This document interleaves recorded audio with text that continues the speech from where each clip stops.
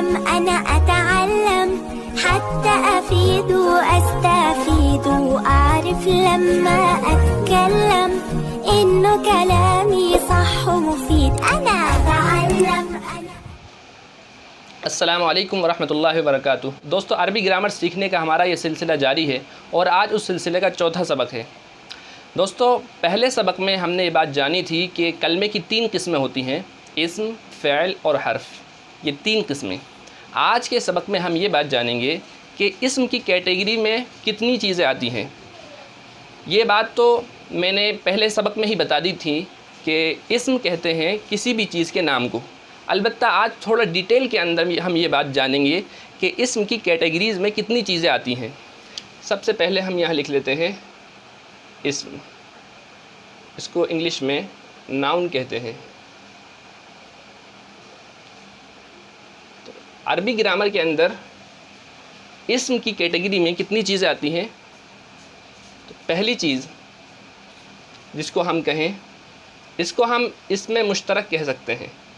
اس میں مشترک یعنی ایسا کوئی نام جو کسی ایک خاص آدمی کے لیے نہیں لکھا گیا ہے۔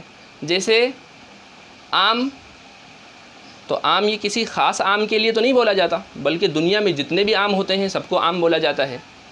آدمی کسی کا خاص نام تو نہیں ہوتا، بلکہ وہ ایک کامن نیم ہوتا ہے، مشترک نام ہوتا ہے جو سب کا ہوتا ہے۔ تو اس میں مشترک ہے نا، جیسے آدمی، عورت، اور آپ اس میں لے لیجئے کوئی پھل لے لیجئے، آم، یا شہر، یا ملک۔ تو یہ کسی کے خاص نام نہیں ہے۔ ملک بولا جاتا ہے تو ملک کسی کا خاص نام نہیں ہوتا، بلکہ ملک ایک ایسا نام ہے جو کہ مشترک ہے اور تمام ملکوں کے لیے بولا جاتا ہے۔ اسی کو بولتے ہیں انگلش کے اندر ہم کامن ناؤن۔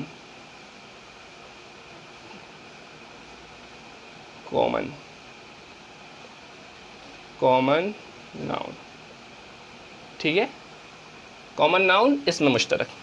تو یہ پہلی کیٹیگری ہو گئی۔ دوسری کیٹیگری کو ہم جو اسم کے تحت لائیں گے تو وہ اس میں علم۔ کیا؟ اس میں یہ علم نہیں ہے، علم ہے، ٹھیک ہے، اس میں علم۔ تو اس میں علم کہتے ہیں، اسی کا تھوڑا اپوزٹ دیکھ لیجئے چاہے، یعنی کسی کا خاص نام ہو۔ اس میں مشترک میں یہ بات تھی کہ جو عام نام ہو، جیسے آدمی، عورت، عام، شہر، ملک، تو یہ سب عام ہیں، جو تمام دنیا میں جتنی چیزیں ہیں سب کے لیے یہ اسم بولے جاتے ہیں۔ لیکن اس میں علم کیا ہوتے ہیں؟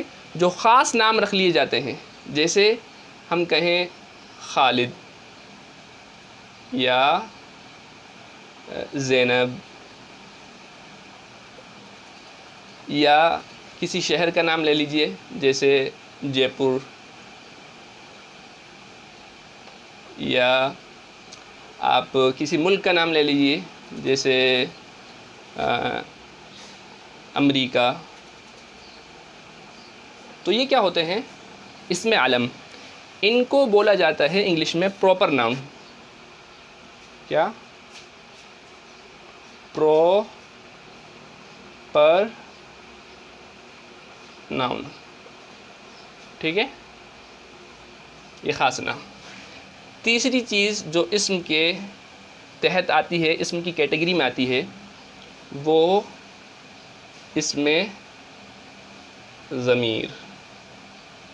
اس میں ضمیر یعنی اس میں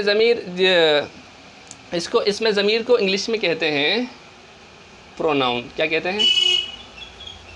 اس میں ضمیر کو انگلش میں پروناؤن کہتے ہیں، پروناؤن۔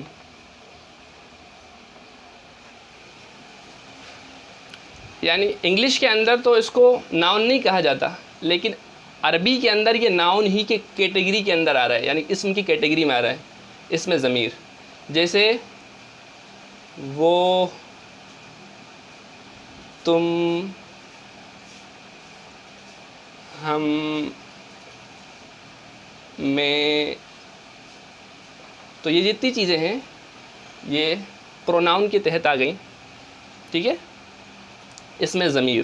ٹھیک ہے، اور چوتھی چیز جو اسم کی کیٹیگری میں آتی ہے وہ اس میں صفت. اس میں صفت یعنی جس میں کسی چیز کی کوالٹی کا پتہ لگتا ہے، اچھائی اور برائی کا پتہ لگتا ہے. جیسے خوبصورت.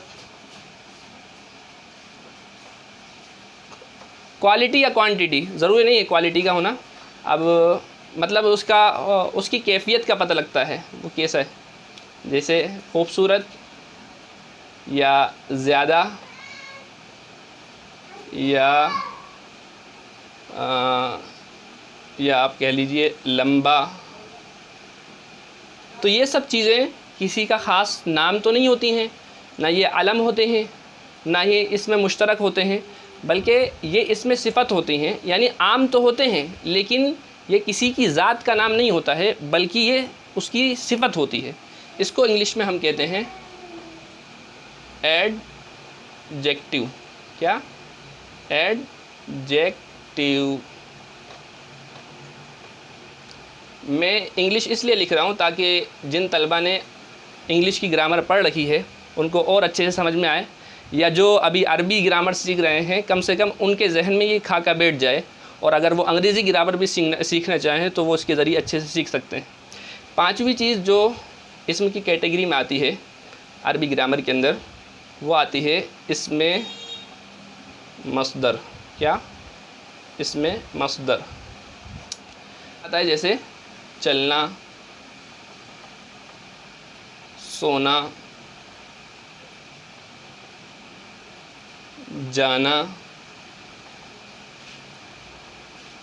ہو سکتا ہے آپ میں سے کئی لوگوں کو یہ اعتراض ہو رہا ہوگا کہ آپ نے تو اس کو فعل کی کیٹیگری فعل بتایا تھا، جب کلمے کی قسموں میں سے فعل کی مثال میں بتایا تھا چلنا، سونا، جانا، تو یہ اسم کے تحت کیسا آ گیا؟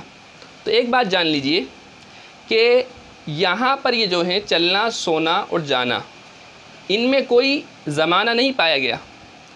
فعل تب ہوتا یہ جب اس میں کوئی زمانہ پایا جاتا. یعنی زمانے کتنے ہوتے ہیں؟ 3 ہوتے ہیں. ایک وہ جو گزر گیا جس کو ماضی کہتے ہیں، ایک وہ جو چل رہا ہے اس کو حال کہتے ہیں، ایک وہ جو کہ آئے گا اس کو مستقبل کہتے ہیں. جب تینوں زمانوں میں سے کوئی زمانہ پایا جاتا ہے ایکشن کے اندر تب وہ فعل کی کیٹیگری میں آتا ہے. اگر اس میں زمانہ نہیں پایا گیا تو وہ فعل کی کیٹیگری میں نہیں آئے گا بلکہ اسم کی کیٹیگری میں آ جائے گا. تو جب صرف بولیں گے ہم چلنا، دیکھیے جیسے اگر کوئی بولے کہ صبح کے وقت چلنا بہت مفید ہے، تو یہاں پر اس نے چلنا جو بولا ہے وہ اسم کے طور پر لا کر بولا ہے نا. دوپہر کے وقت سونا یہ اچھا ہے صحت کے لیے.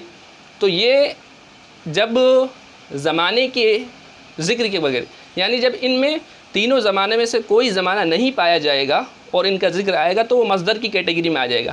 اس لیے اس کو ہم یہاں پر یہ لکھ لیتے ہیں کہ یہ نیم آف ایکشن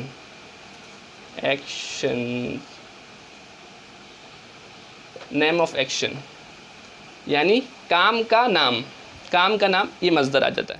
دوستو اسم کے تعلق سے 4 باتوں کو دھیان میں رکھنا بہت ضروری ہے جن کو ہم نے یہاں پر لکھ دیا ہے. دیکھیے یہ سب سے پہلی بات جو اسم کے تعلق سے ہمیں معلوم ہونا چاہیے وہ ہے جنس یعنی اسم کا مذکر مؤنث ہونا، یعنی میل فیمیل ہونا یہ معلوم ہو، جس کو کہتے ہیں ہم انگلش میں جینڈر. دوسری چیز جو ہمیں اسم کے تعلق سے پتہ ہونی چاہیے وہ ہے عدد، یعنی اسم کا واحد، تثنیہ اور جمع ہونا. انگلش کے اندر یا تو واحد ہوتا ہے اور یا پھر جمع ہوتا ہے. ایک کے لیے واحد، ایک کو سنگولر بولتے ہیں اور ایک سے زیادہ کو پلورل بولتے ہیں.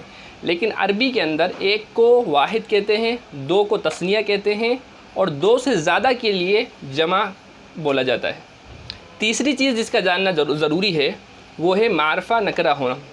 معرفہ اور نکرہ اس کو ہم آگے تفصیل سے پڑھیں گے. ابھی صرف آپ اس کے تعلق سے یہ ذہن میں رکھ لیجئے کہ اسم کے تعلق سے معرفہ نکرہ کو بھی جاننا ضروری ہوتا ہے۔ اس کی ڈیٹیل ہم آئندہ پڑھیں گے انشاءاللہ۔ اعراب، چوتھی چیز ہے اعراب، جو اسم کے تعلق سے جن کا جاننا ضروری ہے۔ اعراب کے تعلق سے ہم نے اس سے پہلے چیپٹر میں پڑھ چکے ہیں، سبق نمبر 3 کے اندر۔ اگر ابھی تک آپ نے وہ ویڈیو نہیں دیکھی ہے سبق نمبر 3، تو آپ آئی بٹن پر کلک کر کے وہاں تک ایکسیس کر سکتے ہیں۔ تو آج کے لیے صرف اتنا ہی۔ اگر آپ حضرات نے ہمارے چینل کو ابھی تک سبسکرائب نہیں کیا ہے تو سبسکرائب کر لیں۔ ہم نے اپنی ان تمام ویڈیوز کو ایک پلے لسٹ میں جمع کر دیا ہے تاکہ ایک ہی جگہ آپ لوگوں کو آسانی سے مل سکے۔ آج کی ویڈیو میں اتنا ہی۔ السلام علیکم ورحمۃ اللہ وبرکاتہ۔